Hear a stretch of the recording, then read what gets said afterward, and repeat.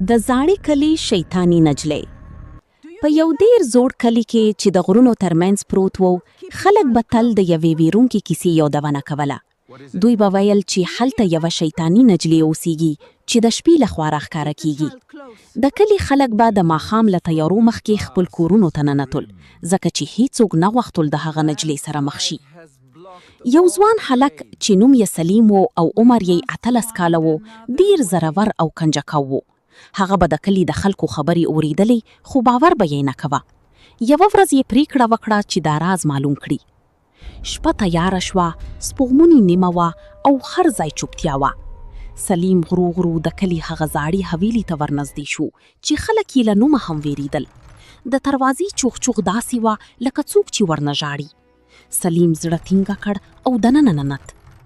حویلي ډیره تیاره وه، دوړې هر ځای پړتې وې او زاړي عکسونه په دیوالونو ځړېدل. ناڅاپه یې د یوې نجلۍ نرمه خندا واورېده. سلیم ودرېد، زړه یې تیز تیز درزا کوله. څوک یې؟ سلیم په لوړ غږ وویل.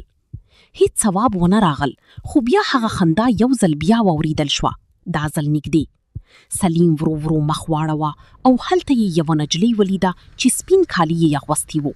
اوږده تور ویښتان یې پر مخ راپرېوتي وو. نجلۍ ورو ورو سر پورته کړ او سترګې یې سوره لکه د اور په شان ځلېدې. ولې دلته راغلې یې؟ نجلۍ په ارامه خو ویرونکي غږ وویل.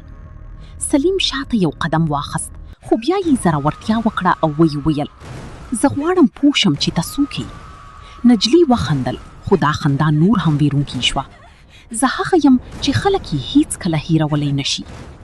ناڅاپه دروازې په زور تړلې شوې، باد چغې وهلې او ټول کور ولړزېد. سلیم هڅه وکړه چې وتښتي، خو دروازه خلاصه نه شوه. نجلۍ ورو ورو ورنږدې شوه او ویې ویل، ته باید دلته نه وای راغلی. سلیم په زور دروازه ووهله او په آخر کې دروازه خلاصه شوه. هغه په تیزی سره بهر وتښتي او هیڅ کله یې شاته ونه کتل. بله ورځ سلیم خلکو ته خپله کیسه وکړه، خو هیڅ پرې باور ونه کړ. خو له هغه ورځې وروسته هغه هیڅ کله د شپې له کوره ونه وته. او وایي چې که څوک د شپې لخوا هغه حویلي ته ورنږدې شي، د یوې نجلۍ خندا به واوري، هماغه شیطاني نجلۍ. که دا کیسه درته خوښه شوه، نو مه هیروه چې زموږ چینل سبسکرایب کړي، ویډیو ته لایک ورکړي او خپل نظر په کومنټ کې راسره شریک کړي.